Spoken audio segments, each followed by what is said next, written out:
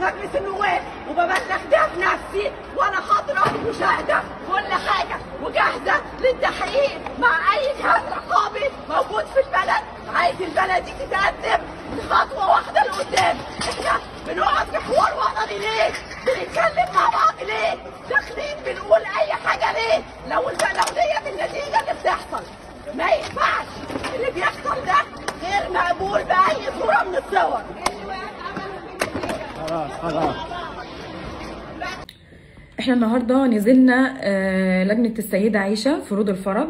نزلت اتابع العمليه الانتخابيه عادي زي اي مرشح، ودخلت اللجان وشفنا العمليه الانتخابيه. واحنا خارجين من المدرسه، من مدرسه السيده عائشه روض الفرج، قوات كتير بادي جاردات اعترضونا وقفونا. انا كنت خارجه في عربيه وفريق العمل بتاعي في العربيه اللي ورايا، هم 4 اعترضوهم، نزلوهم من العربيه وضربوهم واحتجزوهم. ولقينا طبعا الامن جه خد الفريق العمل بتاعي وراحوا بيهم اسم روض الفرج وهم محتجزين دلوقتي. وما خدوش طبعا الناس رجاله بتوع المرشح الاخر اللي هو عمل كده. انا الفريق العمل دلوقتي في اسم روض الفرج ما عملش حاجه. فريق العمل دلوقتي موجود في اسم روض الفرج ما عملش حاجه. حاجزينهم ليه؟ مفيش اي شبهه، مفيش اي حاجه عليهم. حاجزينهم ليه؟ يتحجزوا ليه؟ انا بناشد كل واحد سامعني دلوقتي، ده نتيجه ان احنا امبارح كنا في لجنه مدرسه القوميه، لجنه 33، كميه مخالفات مش طبيعيه، كميه مخالفات مش طبيعيه. وعملت محضر، انا عملت محضر في الهيئه العليا للانتخابات، وثبت حاله امبارح، ثبت مخالفه امبارح في مدرسه القوميه لجنه 33، ثبتها امبارح. النهارده يوقفونا ويضربونا وياخدوا فريق العمل معاه وياخدوهم على الاسم، محتجزين لحد دلوقتي. عملوا ايه؟ انا ما اعرفش عملوا ايه، محتجزينهم ليه؟ انا بناشد كل واحد سامعني دلوقتي، انا بناشد الهيئه القوميه للانتخابات، انا بناشد وزاره الداخليه، انا بناشد رئاسه الجمهوريه الرئيس السيسي. الانتخابات نزيهه، لا الانتخابات مش نزيهه، تزوير كتير، مخالفات كتير، وفوق كل ده احنا بنتضرب وفريق عملنا بيتضرب ومحجوزين في اسم روض الفرج، محجوزين في اسم روض الفرج. نقابه المحامين، انا المحامي بتاعي محجوز جوه. ليه؟ انا بناشد نقابه المحامين دلوقتي، هم في اسم روض الفرج، في اسم روض الفرج محتجزين. صباح الخير عليكم. طبعا شايفين الناس ورايا لم بطايق ولم كل حاجه، يعني بيلموا البطايق من الناس، اتوبيسات جايه محمله الناس. عايزه اوريكم الاتوبيسات رايحه جايه بتلم الناس. يعني انا كنت فاكره ان الموضوع هيبقى فيه نزاهه وشفافيه عن كده، بس مش ده الحقيقي. يعني ادم من امبارح الناس بتسال عليا، بتقولي انت فين، مختفيه ليه، الدايره عندك فيها مشاكل، ما فيهاش مشاكل. انا نزلت الفتره اللي فاتت كنت بقول للشباب انتخبوا، فما كنتش عايزه الشباب يحسوا باحباط، ما كنتش عايزه اقول للشباب ما تنزلوش ما تنتخبوش. بالعكس كنت دايما بقول لهم الموضوع مش محسوم وانزلوا وانتخبوا. بس للاسف انا كنت غلطانه، لان دي دايره المال السياسي، وزي ما انتم شايفين كده يعني بيلموا البطايق من الناس الغلابه وبياخدوا منهم بطايقهم وبيديها لهم اخر اليوم، وبيفضلوا سايبينهم واقفين اليوم كامل على رجليهم عشان يدوهم الفلوس. والحقيقه ان انا قدام اللجنه برضو عايزه اوريكم منظر غريب جدا. الناس اللي واقفه هناك دي اصلا ما بتنتخبش، يعني الناس كلها واقفه. يا جماعه انتوا منين؟ من الاقصر، من اسوان. طب انتوا جايين هنا ليه؟ لا والله ما اعرفش، ده هم اللي قالوا لنا نيجي.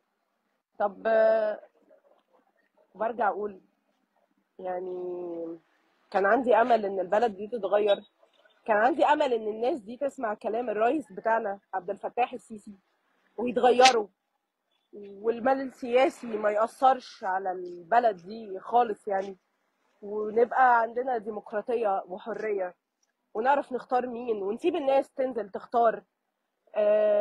حضرتك جاي تقول على نفسك معارض اصلاحي وانت اكتر واحد بتدفع فلوس هنا عشان تحشد الناس.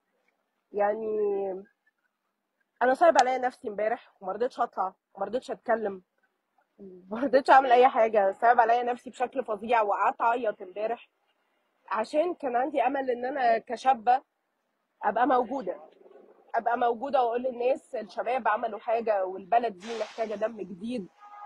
بصوا عايزه اوريكم الاتوبيسات عادي محمله وخارجه بصوا الناس. بعد ما اقفل اللايف هنزل لكم فيديوهات.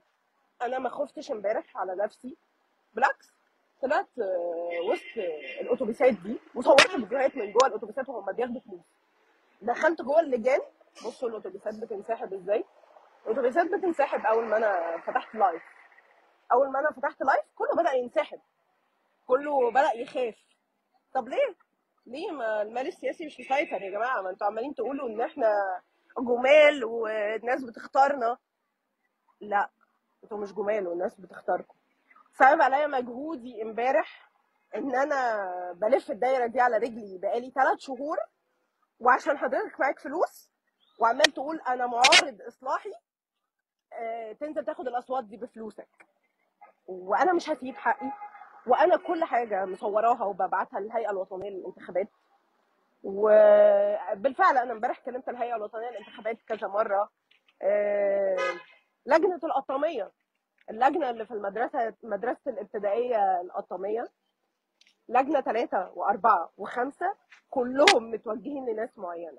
سبحان الله، ما حدش سمع عني في الدايره دي، ما حدش سمع عن المرشحين الاخرين في الدايره دي.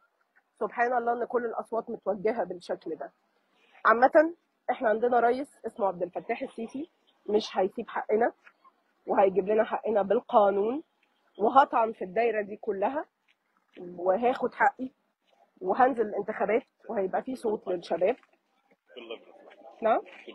اقفل لايف ليه يا فندم؟ ليه؟ انا بوثق حاجه.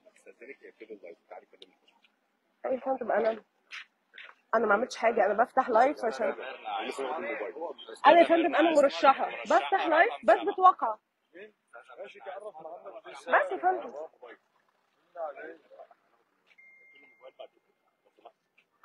طب يا جماعه هرجع لكم تاني ان شاء الله وهنتكلم تاني ونشوف الموضوع. هم عايزين يقفل اللايف.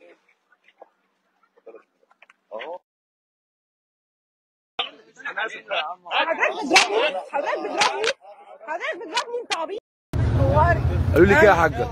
انا ادوني بيقولوا لي معاك الكارت بتاع امين مسعود، قلت لهم لا. بيقولوا لي طب خدي الكارت عشان تاخدي 250 جنيه، وبقول لهم طب انا ما معيش الكارت. قالوا لي مش هتخشي، ومانعين اي حد يخش اللجنه من غير الكارت بتاع امين مسعود. مين اللي قال الكلام ده؟ الكلام دوت الناس اللي واقفه قدام اللجنه مش عايزين يدخلوني الا بالكارت بتاع امين مسعود. انا بقول لك حصلت معايا. زعلانه ليه يا حاجه؟ انا دخلت. طب بتكدبني ليه؟ اسف، كنت جايين من الانتخابات؟ لسه جايين من الانتخابات. انتخبتوا مين؟ انتخبنا رمز القلم شادي. وبكام بقى؟ 300 جنيه. 300 جنيه الصوت؟ 300 جنيه الصوت. وعلمنا على نفرتيتي. ونفرتيتي كمان؟ وعلمنا على نفرتيتي. ماشي. بيوزعوا فين؟ فوق عند الجمعيه. مين اللي بتوزع فوق؟ منى، جمعيه منى. واحده اسمها الاستاذه منى. ماشي.